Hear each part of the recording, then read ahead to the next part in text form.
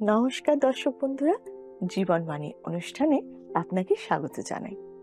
আমি বিশ্বাস করি এই অনুষ্ঠানের দ্বারা আপনি অনেক কিছু নতুন বিষয় জানতে পেরেছেন। হয়তো আপনার অনেক দিনের কোনো প্রশ্নের উত্তর আপনি খুঁজে পেয়েছেন। আসুন না, দেখি ঈশ্বরের বাক্য আজ কি নতুন বিষয় আপনার আমার জীবনে যোগ করতে চলেছেন।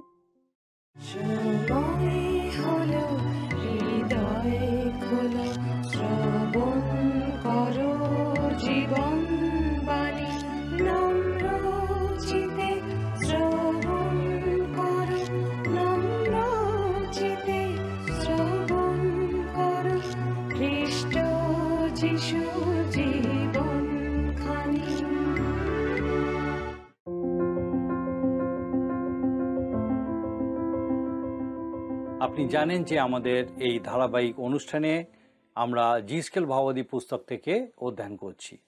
আজকে আমরা 27 এবং 28 অধ্যায় নিয়ে আলোচনা করব।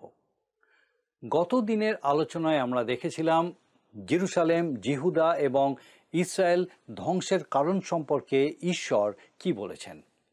ইসরায়েলের উত্তর দেশ সমরিয়া তার আগেই জীবন্ত ঈশ্বরের আরাধনা ত্যাগ করেছিল এবং তাদের রাজা আহস ইসরায়েল জাতিকে গোবৎসের আরাধনায় লিপ্ত করিয়েছিল। আর দক্ষিণ দেশ জিহুদা তার পুরোহিতরা, ভক্তভাবাদীরা এবং অধ্যক্ষরা সমস্ত রকম অপকর্মের মাধ্যমে দেশকে কলুষিত করেছিল এবং ঈশ্বরের অসম্মান করেছিল। এর ফলে ঈশ্বর জিহিজকেল এবং জিরমীয় ভাবাদীকে যেরকম বলেছিলেন ঠিক সেই মতো ইসরায়েল এবং জিহুদা ধ্বংস হয়, তারা নির্বাসিত হয় এবং জেরুসালেম মন্দির ধূলিসাৎ করে দেওয়া হয়। এরপর জিহিজকেল ভাবাদীর মাধ্যমে ঈশ্বর জানিয়েছিলেন ইসরায়েলের আশেপাশে যে সমস্ত দেশ ছিল তাদের পরিণতি কি হবে।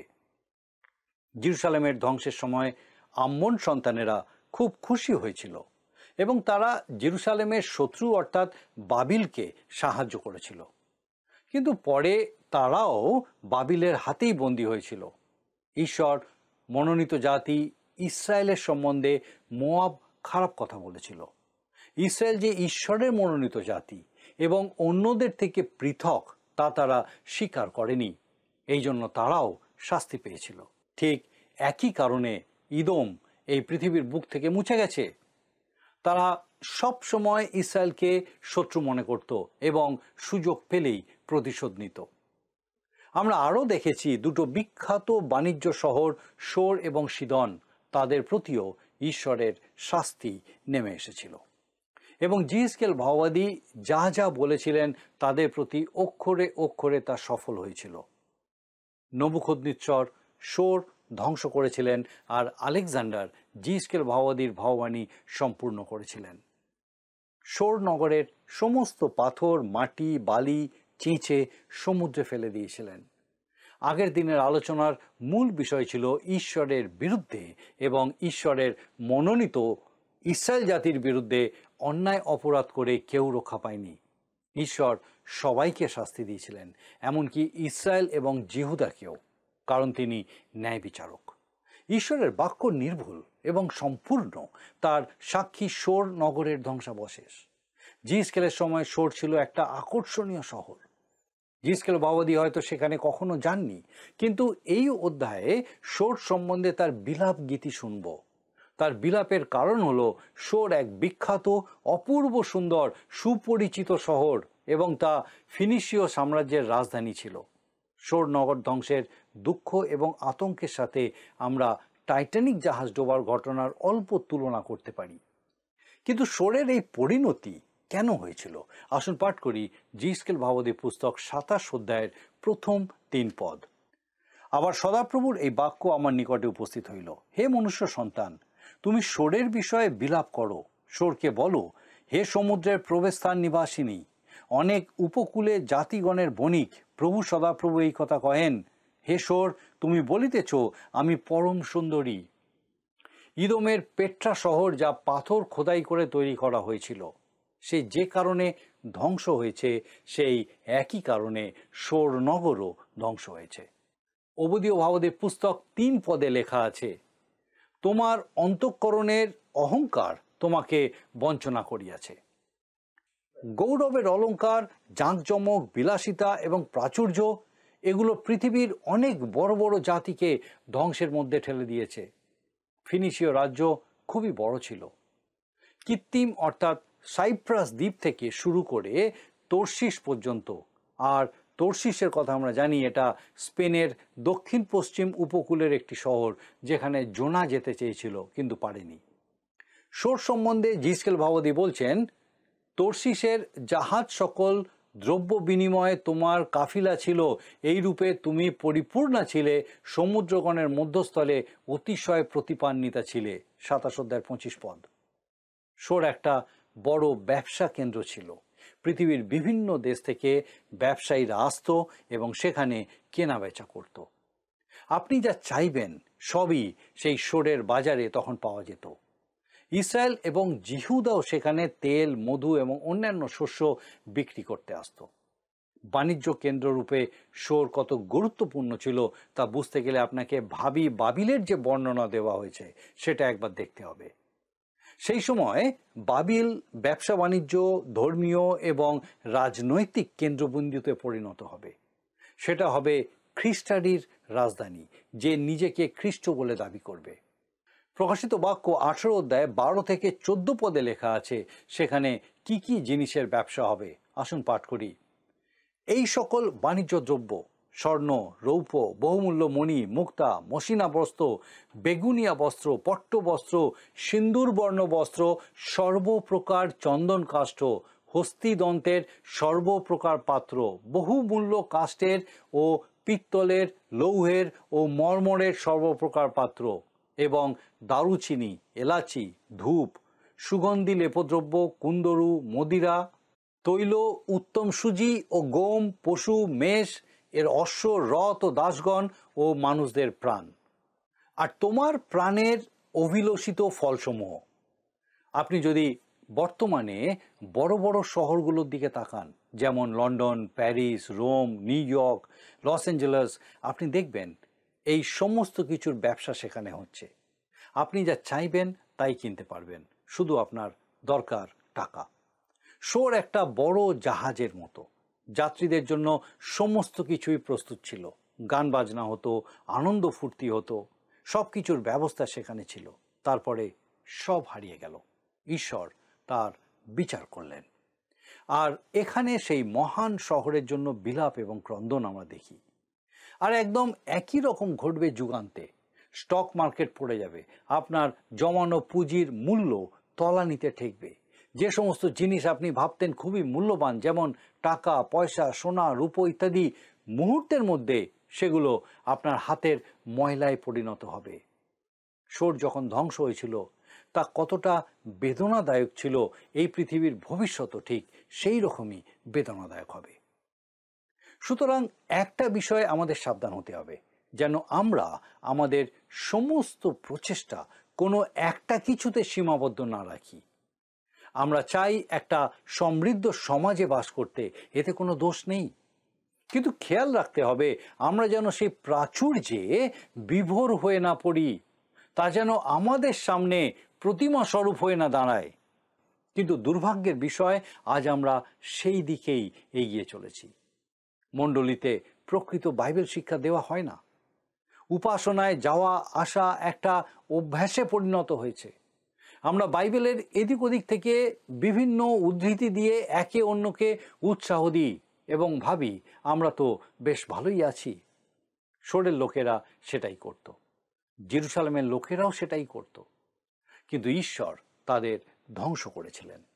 তারা সব রকম সুযোগ সুবিধা ভোগ করত, কিন্তু যে কর্তব্য তাদের ছিল তা তারা পালন করেনি।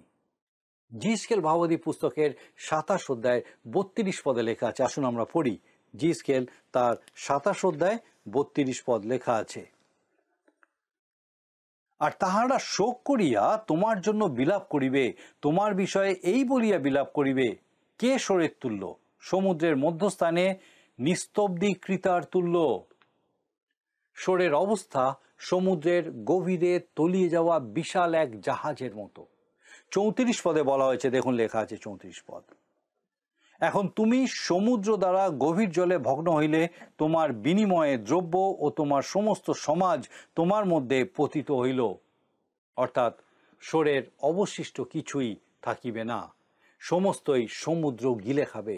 নবুখদ্নেচ্ছর তা ধ্বংস করেছিলেন এবং আলেকজান্ডার এসে সেই ধ্বংসস্তূপের সমস্ত পাথর, মাটি, যাবতীয় কিছু চেঁচে সমুদ্রে ফেলে দিয়েছিলেন রাস্তা তৈরি করার জন্য।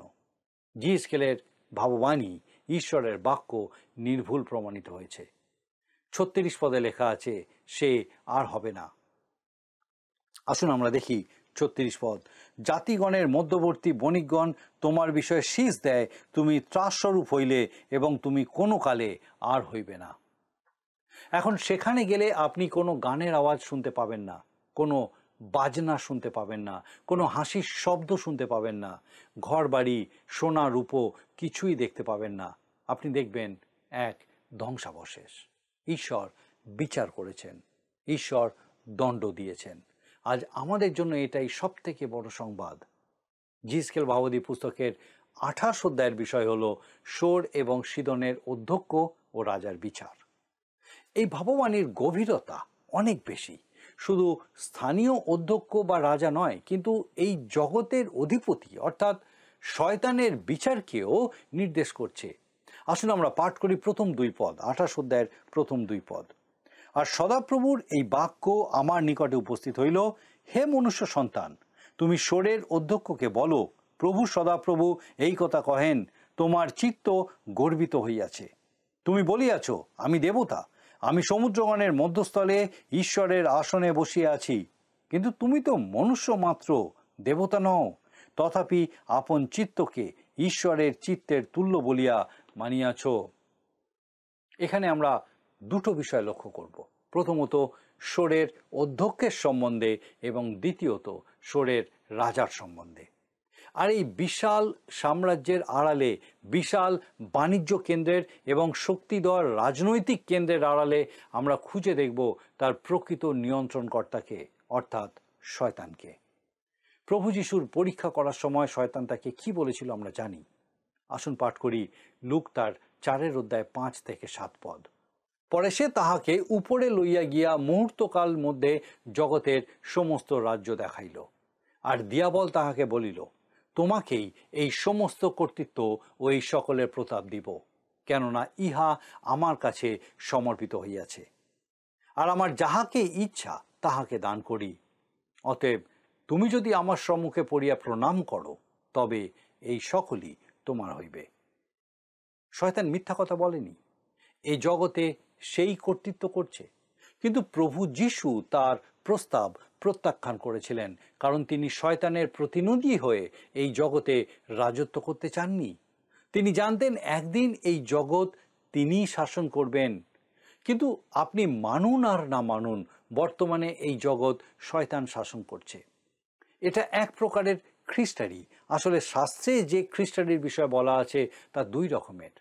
এক, যে খ্রিস্টকে স্বীকার করবে না এবং তার শত্রু। আর 2, যে নিজেকে খ্রিস্ট রূপে দেখাবে।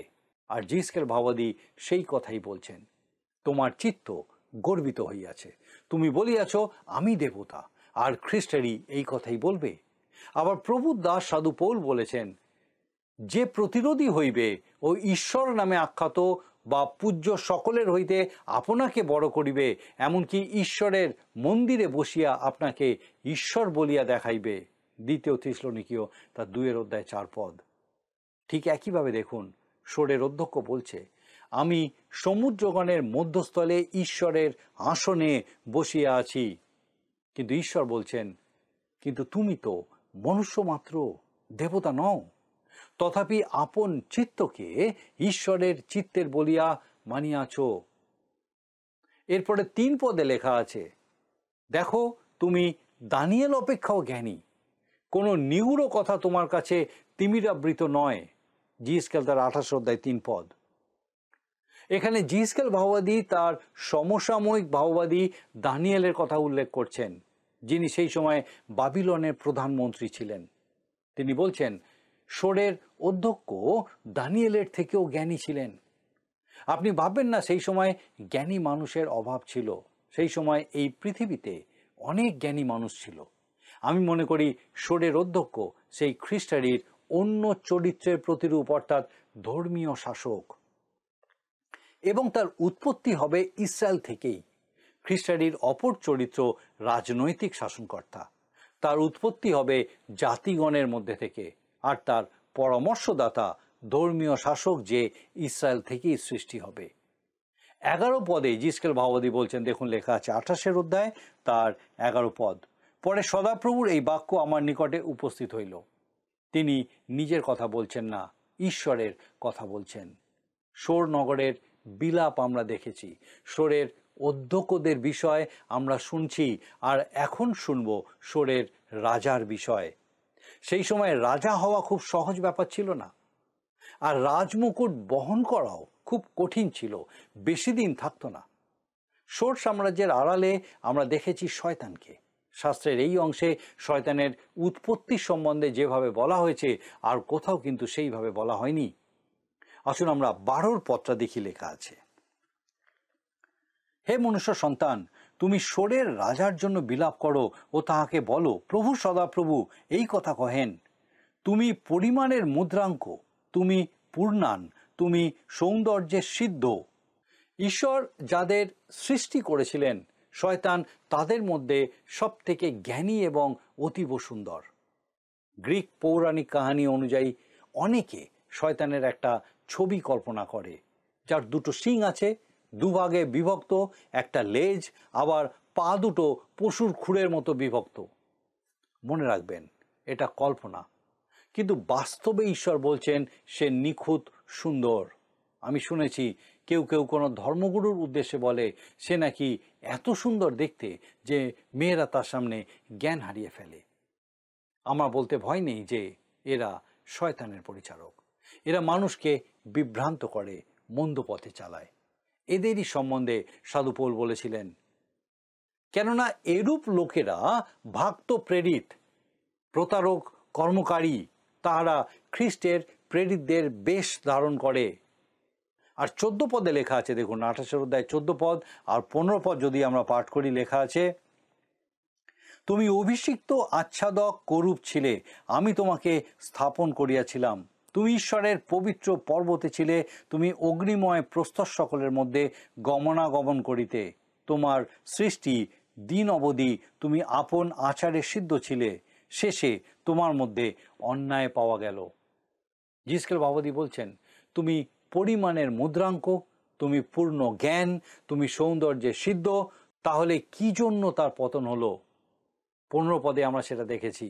আর এখন দেখি 13 পদ, তুমি সৌন্দর্যে সিদ্ধ, তুমি ঈশ্বরের উদ্যান এদনে ছিলে, সর্বপ্রকার বহুমূল্য প্রস্তর, চুনি, পীতমণি, হীরক, বৈদুর্যমণি, গোমেদক, সূর্যকান্ত, নীলকান্ত, হিরণমণি ও মরকত এবং স্বর্ণ তোমার আচ্ছাদন ছিল। তোমার ঢাকের ও বাঁশির কারুকার্য তোমার মধ্যে ছিল, তোমার সৃষ্টি দিনে এ সকল প্রস্তুত হইয়াছিল। লেখা আছে তুমি ঈশ্বরের উদ্যান এদনে ছিলে। কিন্তু সোরের কোনো রাজা কি এদন উদ্যানে ছিল? কখনোই না। তার পোশাকে সর্বপ্রকার বহুমূল্য রত্ন ছিল। দেখুন সে কত সুন্দর ছিল। তোমার ঢাকের ও বাঁশির কারুকার্য তোমার মধ্যে ছিল, অর্থাৎ সে শুধু গায়ক ছিল না, সে স্বয়ং সঙ্গীত ছিল। এই জগতে সঙ্গীতের উৎস জানেন? আদিপুস্তক 4 অধ্যায় 21 পদে দেখবেন, কৈনের বংশধরেরা সকল বাদ্যকরের আদি পুরুষ। শয়তান নিজেই একজন বাদ্যকর। 14 পদে শয়তান সম্পর্কে বলা আছে, তুমি অভিষিক্ত আচ্ছাদক করূপ ছিলে, আমি তোমাকে স্থাপন করিয়াছিলাম। তুমি ঈশ্বরের পবিত্র পর্বতে ছিলে, তুমি অগ্নিময় প্রস্তর সকলের মধ্যে গমনাগমন করিতে। শয়তান ছিল এক আচ্ছাদক করূপ। সে ঈশ্বরের সিংহাসনকে ঢেকে রাখত, অর্থাৎ স্বর্গে তার অবাধ যাতায়াত ছিল। সৃষ্টির সময় সে নির্দোষ ছিল। তাই 15 পদে লেখা আছে, তোমার সৃষ্টির দিন অবধি তুমি আপন আচারে সিদ্ধ ছিলে, শেষে তোমার মধ্যে অন্যায় পাওয়া গেল। সকল সৃষ্টির মধ্যে শয়তানের পদ ছিল সব থেকে উপরে। সে ঈশ্বরের সিংহাসন রক্ষা করত। তাহলে তার পতন কি করে হলো? এ বিষয়ে জিসকেল ভাওবাদী কিছু বলেননি। কিন্তু যিশাইয় ভাববাদী বলেছেন, যিশাইয় ভাববাদীর পুস্তকের 14 অধ্যায় 12 থেকে 15 পদ যদি আপনি পড়েন, সেখানে দেখবেন লেখা আছে, হে প্রভাতী তারা, উষানন্দন, তুমি তো স্বর্গভ্রষ্ট হইয়াছ। হে জাতিগণের নিপাতনকারী, তুমি ছিন্ন ও ভূপাতিত হইয়াছ।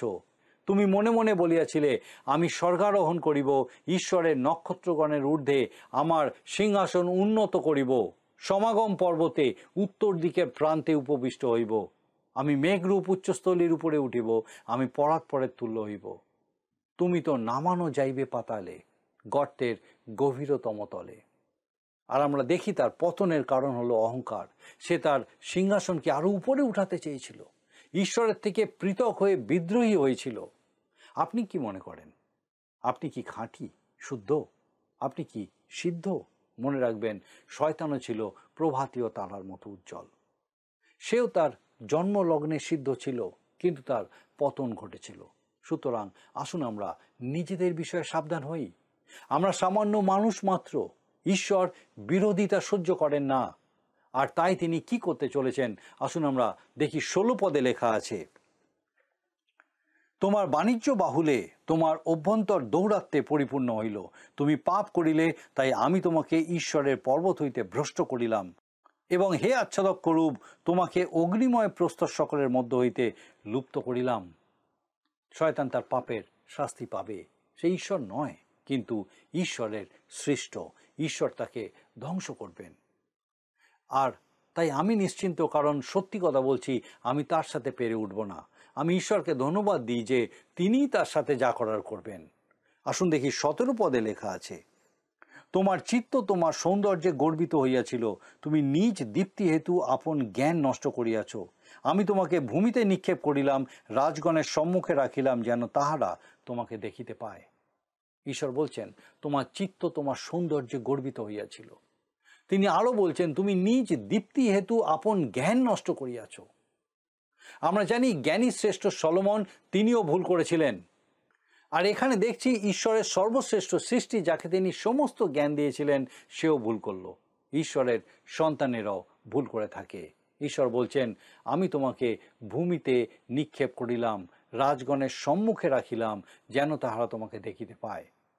এই শয়তান একদিন দর্শনীয় হয়ে উঠবে, সবাই তাকে দেখতে পাবে। আমরা দেখি এরপরে 28 অধ্যায় 19 পদে লেখা আছে, জাতিগণের মধ্যে যত লোক তোমাকে জানে, তারা সকলে তোমার বিষয়ে বিস্ময়াপন্ন হইল। তুমি ত্রাস স্বরূপ হইলে, এবং তুমি কোনো কালে আর হইবে না। একদিন এই পৃথিবীর কর্তৃত্ব থেকে ঈশ্বর শয়তানকে দূর করে দেবেন, আর আমরা সেটাই চাই। 20 থেকে 24 পদে সিদনের বিরুদ্ধে শাস্তির কথা লেখা আছে, কিন্তু সম্পূর্ণ ধ্বংস করা নয়। তার পথে পথে রক্তের কথা লেখা আছে, এবং সেটাই হয়েছে। কিন্তু লক্ষ্য করার বিষয় হলো, মাত্র 15 মাইল দূরে সোর নগর সম্পূর্ণ ধ্বংস হয়েছিল। তা আর পুনর্গঠন করা যায়নি। আজ প্রায় 2500 বছর পরেও সোরের কোনো অস্তিত্ব নেই, কিন্তু সিদন এখনো সক্রিয় শহর। সেখান থেকে তেলের ব্যবসা হয়। এবারে 25 আর 26 পদ পাঠ করে আমাদের আলোচনা শেষ করব। লেখা আছে, প্রভু সদাপ্রভু এই কথা কহেন, যে জাতিগণের মধ্যে ইসরায়েল কুল ছিন্ন ভিন্ন হইয়াছে, তাহাদের মধ্য হইতে যখন আমি তাহাদিগকে সংগ্রহ করিব, এবং জাতিগণের সাক্ষাতে তাহাদিগকে পবিত্র বলিয়া মান্য হইব, তখন আমি আমার দাস যাকবকে যে ভূমি দিয়াছি, তাহারা আপনাদের সেই ভূমিতে বাস করিবে। তাহারা নির্ভয় তথায় বাস করিবে। হ্যাঁ, তাহারা গৃহ নির্মাণ করিবে ও দ্রাক্ষার উদ্যান করিবে, এবং নির্ভয়ে বাস করিবে। কেননা তখন আমি তাহাদের অবজ্ঞাকারী চতুর্দিকস্থ সকল লোককে বিচার সিদ্ধ দণ্ড দিব। তাহাতে তাহারা জানিবে যে আমি তাহাদের ঈশ্বর সদাপ্রভু। ঈশ্বর তার মনোনীত জাতিকে, ইসরায়েলকে আবার সংগ্রহ করবেন। শয়তান তার এই পরিকল্পনাকে কোনোভাবেই নষ্ট করতে পারবে না। শান্তির রাজ্যে ইসরায়েলকে পুনঃস্থাপন করার ঈশ্বরের যে পরিকল্পনা, তা কোনো ঈশ্বরতত্ত্ববিদও নাকচ করতে পারবে না। যে সমস্ত ঈশ্বরতত্ত্ববিদ মনে করেন ঈশ্বর ইসরায়েলকে সম্পূর্ণ পরিত্যাগ করেছেন, তারা আসলে ভাববাদীদের পুস্তকগুলো ভালো করে অধ্যয়নই করেনি। তাদের উচিত সেগুলো বিশেষভাবে অধ্যয়ন করা। আমরা 27 অধ্যায়ে দেখেছি সোর নগরকে কেন ধ্বংস করা হয়েছিল। তার অহংকার, তার প্রাচুর্য, তার বিলাসিতা ছিল ধ্বংসের কারণ। আর 28 অধ্যায়ে সোর এবং সিদনের অধ্যক্ষ ও রাজাদের বিষয়ে ভাববাণী দেখেছি, এবং সোর সাম্রাজ্যের আড়ালে আমরা শয়তানকে দেখতে পেয়েছি।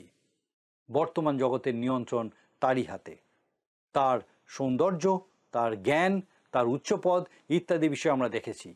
তার অহংকার এবং নিজেকে ঈশ্বরের সমতুল্য জ্ঞান করার জন্য তার পতন হয়। শরীরের ধ্বংসের মাধ্যমে আমাদেরকে বোঝানো হয়েছে যে শয়তানও সেইভাবে ধ্বংস হবে, যাকে আর পাওয়া যাবে না। কিন্তু ঈশ্বরের মনোনীত জাতি ইসরায়েল, তাকে আবার তিনি সংগ্রহ করবেন, যেরকম সিদোনকে তিনি এখনও জীবিত রেখেছেন। ঈশ্বর আমাদের প্রত্যেককে আশীর্বাদ করুন, যেন আমরা আমাদের রূপ, যৌবন, সৌন্দর্য, আমাদের জ্ঞান, বুদ্ধি, বিদ্যা, আমাদের ধন সম্পত্তি ইত্যাদিতে গর্বিত না হয়ে ঈশ্বরকে ঈশ্বর বলে মানতে পারি এবং সুরক্ষিত থাকি। আসুন প্রার্থনা করি। মঙ্গলময় পিতা, তোমার ধন্যবাদ করি, আরেকটি বার আমাদেরকে তোমার জীবন্ত বাক্য দ্বারা তুমি সচেতন করলে। ধন্যবাদ দিই আমাদের প্রত্যেক দর্শক বন্ধুকে, তুমি তোমার এই জীবন্ত সত্যে পূর্ণ করলে। প্রার্থনা করি তাদের প্রত্যেকের জীবনে তোমার এই জীবন্ত সত্য যেন আরও গভীরভাবে কাজ করতে পারে। তুমি আশীর্বাদ করো আর তাদের সকল ভার নাও। তোমার যিশু নামে ভিক্ষা দয়া করে শ্রবণ গ্রহণ করো। আমেন।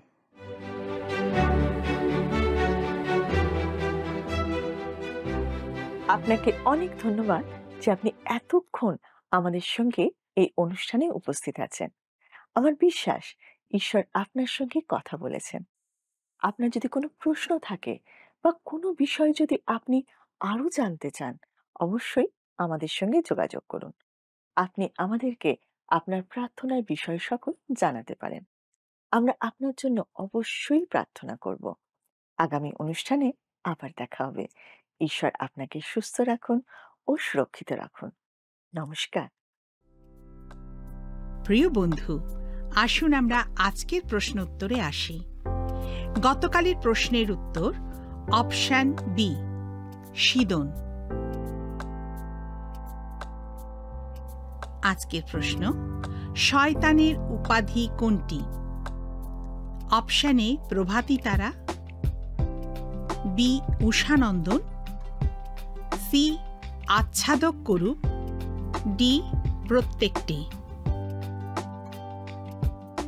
বন্ধু, এই প্রশ্নের উত্তর আগামীকাল সন্ধ্যে 6টার মধ্যে option A, B, C, D সহকারে আপনার নাম ও সম্পূর্ণ ঠিকানা সহ 9433497235 এই নম্বরে SMS-এ অথবা হোয়াটসঅ্যাপে লিখে পাঠাবেন।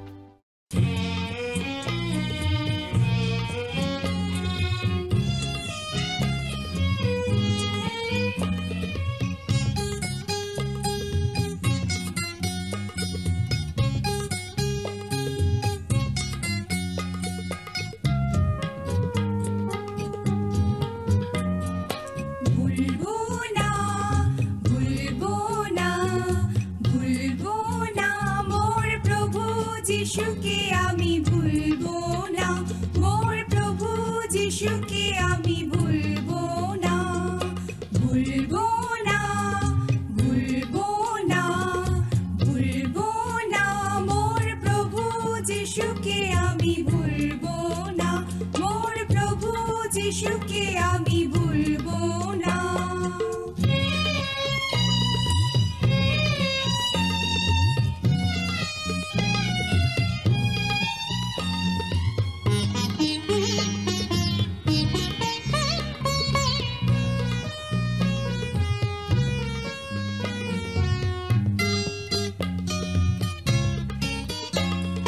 চলার পথে আর কাজের ফাঁকে হৃদয় মাঝে সদা আঁকবো, চলার পথে আর কাজের ফাঁকে হৃদয় মাঝে সদা আঁকবো, তারি প্রেম আর পোনা,